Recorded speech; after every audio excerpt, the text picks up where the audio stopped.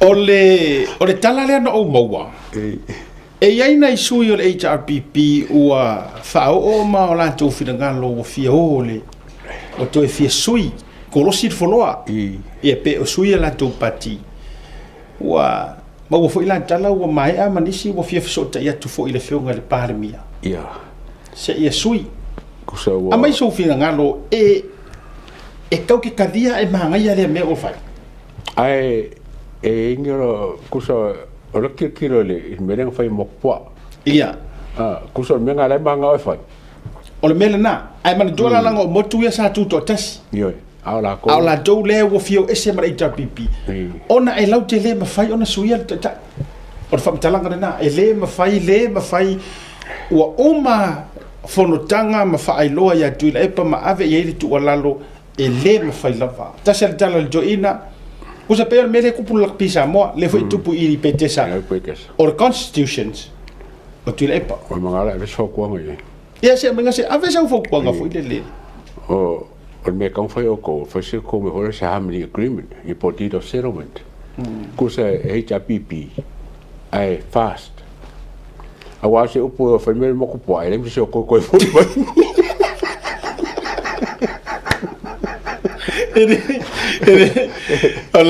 olai maku afa kari ni mai si suyo fast la mo le van fieta mo ia ai mo se ko foi ba ko foi me lang foi mo po io ai ke au fai le fa disco harmony agreement ma ka nga mo harmony agreement a fa fai fonga ke fia me ma kulepa io fai se ko harmony agreement ia fai fia me deed of settlement fai ko me fa penga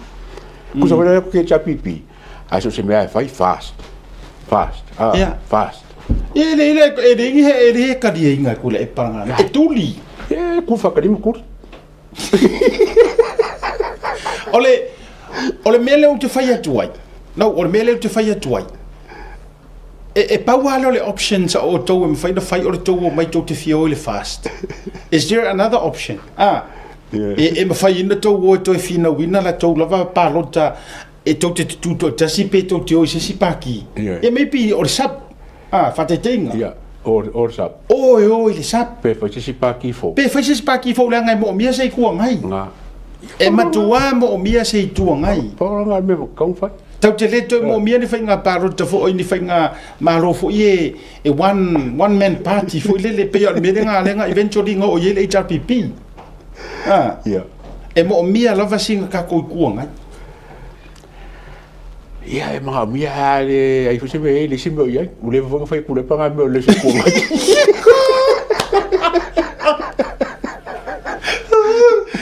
o winga wa ko manatu moni e to fa to foto ina ia na vai na pa io e ko vai ora sa sumo dia ia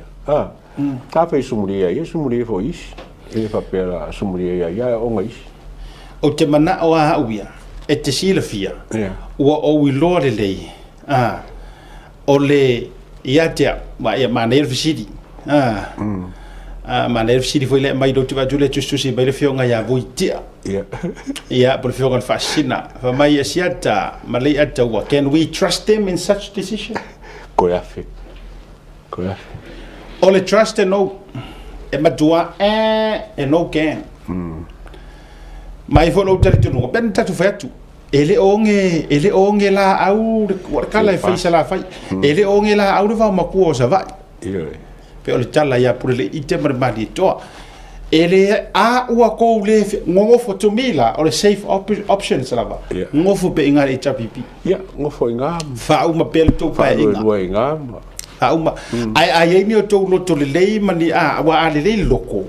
a paroka me paroka mor swing o me ke kele ye fai paroka sa ola me ka wa paroka ro ye paroka fast wa ngo fi hadu ye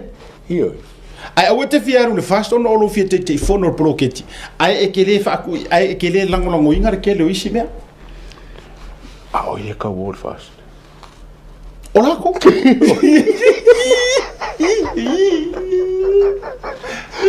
ola ko ka word fast ola ko ma ye wa se upo na ku ai fe mo po o sa olai la o ai mana o je olai mana o to e tamo fai so ni atu ye fast e to e to e tatalo nga I tu maro e ko ia leva ngo e le ma fai na to inga me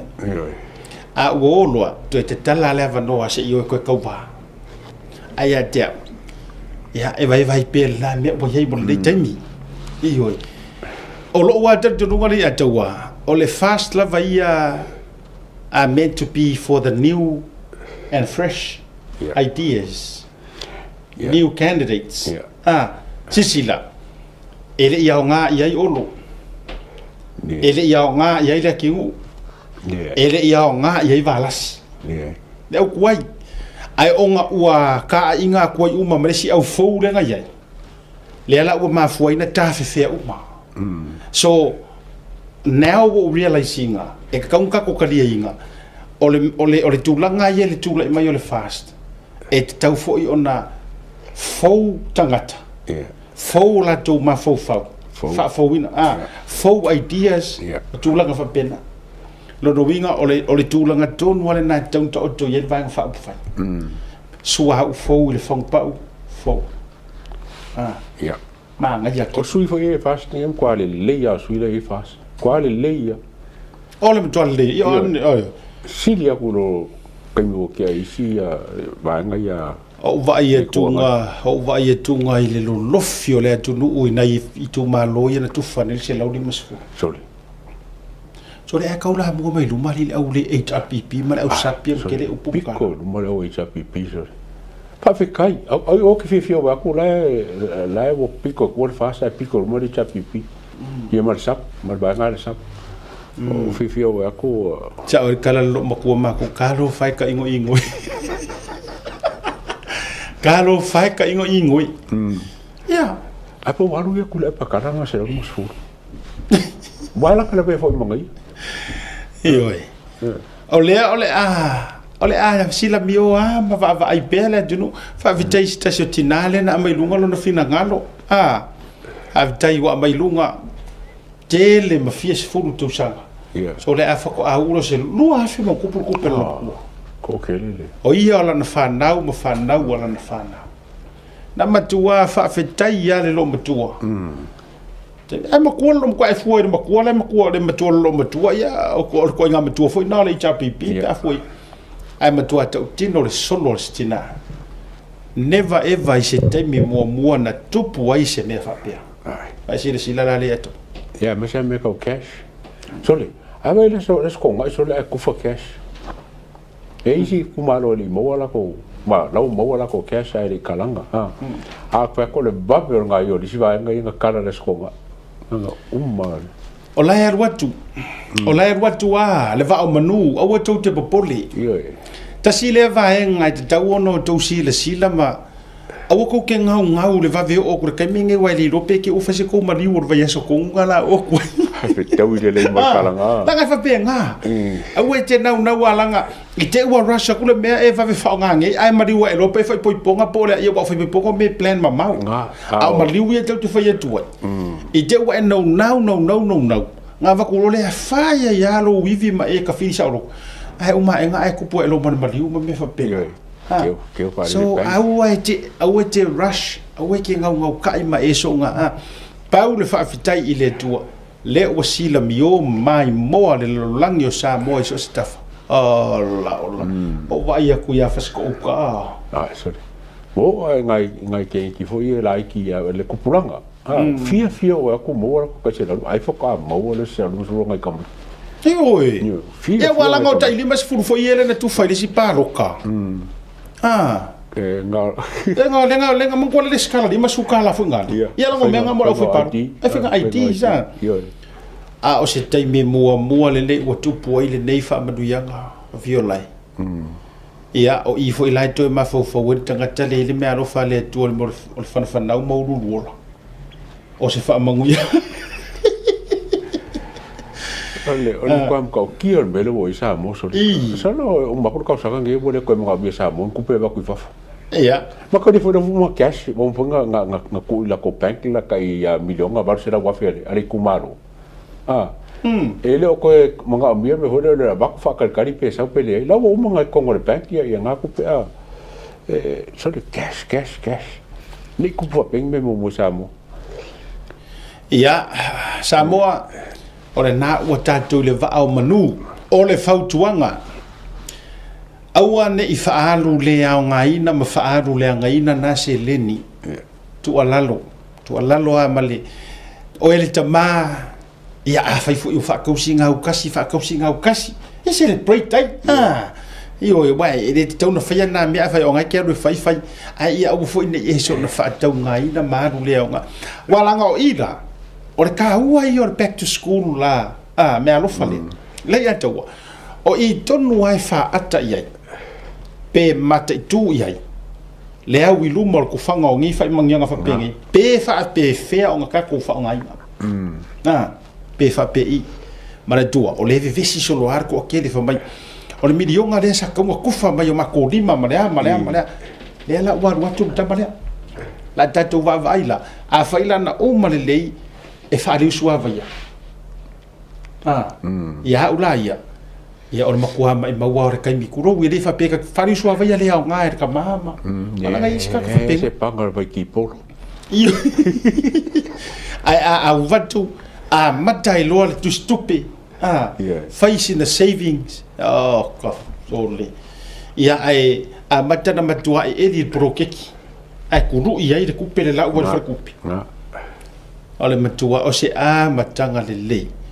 o se a matanga fōle na wa ka fo ngai e se mukanga runga fo le malo e fa mai kenga mero fa pisinisi o kanga ka mi vole o ia e ko malo fa ngai la ko ka mai pisinisi ya ko sa pisinisi fa ko anga ora ko ngai pisinisi ia fa mo ngai kupe ma e te lo e li a te wale sile le yo le whamurianga le woso nei ma matare back to school ia wala ngai e tau te leilo aianga na malo leilo pe te waru fo ke waru se ka ko amio o ke les ka ko wa po ngesi ho ke o fa pe mai ia pare bia brang fa malo ole ato on for every year ese mai back to school mai ka ko poroki ara winga la lota eleto le liwa ese mai fa na wa tangata ai wala ma liu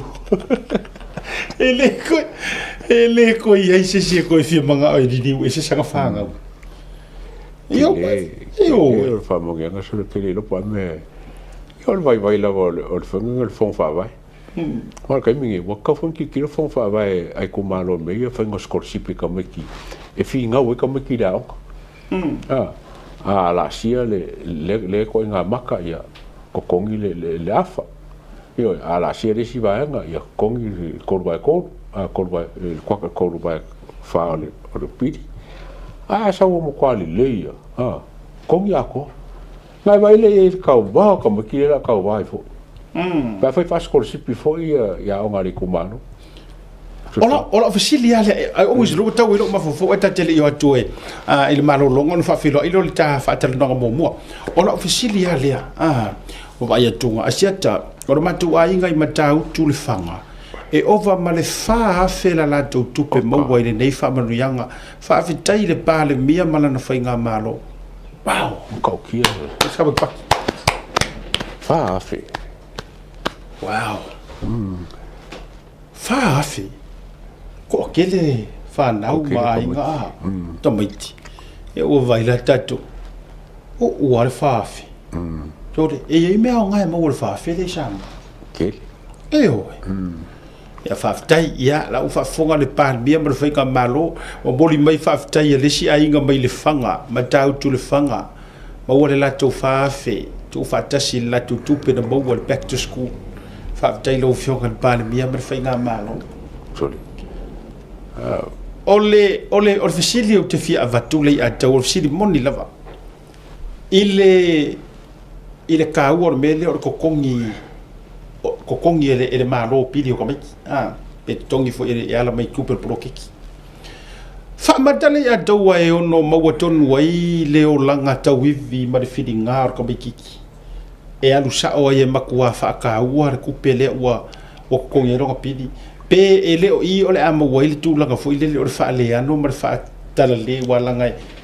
pe le aga PFPA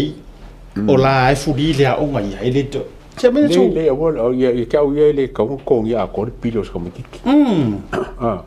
ole afa e kaunga makai o kilo la ia le pe makalea le progress ka mi ki por ala ngau luma ili ki kausaka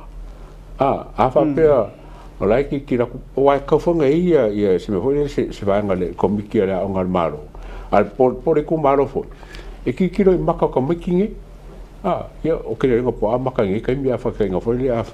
afa pe vole le e mo amaka se mai mo pido ka grade ka maki pe por al grade la ia afa ia mai foi le afa pe le ia ngai ka maki au ku ngale fail ia ave isinga ku pe so songi se vai pe maka e le me lunga le sile a kaula fa skorsipi a wai loro ka maki foi menga o ke longa le ska maki le pungo foi menga ma nei o ke fa ko ia wa ke foi ma ko wa nga ia menga sa fa ka fifi ke alu le e fonga le fai un ka usanga foi ki kilo pe mo sa ka skorsipi ya nga foi le si le ska usanga io fa ka se vai fa ka ko nginga o mo skorsipi nga sa fa nga ken ia ke ola ia pe i fa marsi a wai ka ikale mo la ka skorsipi nga ka usanga ka ke tu wa volle ia make sure iso so ala lu ka usanga ko ka usanga la ka ke mo nga me o nga mafua mai la le makanga e me afa ko volle ma nga ia le amaka le afa mai volle le ala ke ba kula ka maki wa ka maki mai le ia kuku lunga korkwak ka wa skorsipi ri kumalo ole just na vanga I think ko se mato wa to malo sa pa tiano fa longoin i si vai ngor mato committee pa inga na tene sa fa yele to ai nga ti or fa bena se milala te usa e yele part ke le ar ka meki ke play in order e fa awo wo per skorsipi sa yele vai nga na or te usanga mua so ka meki ki na owa le pili ko e kongi pe kongi ko nga ka pale ko miki or fong fa vai result a saula lai manga ya wala ngai le si a sa o lai lunga mo le voi pasi ai continue wa le skorsipi a saula o prasila lo a saula di poki mo so enga me uma ia ona mo lo te nga me fu le te fa so drop lo la le vole ole support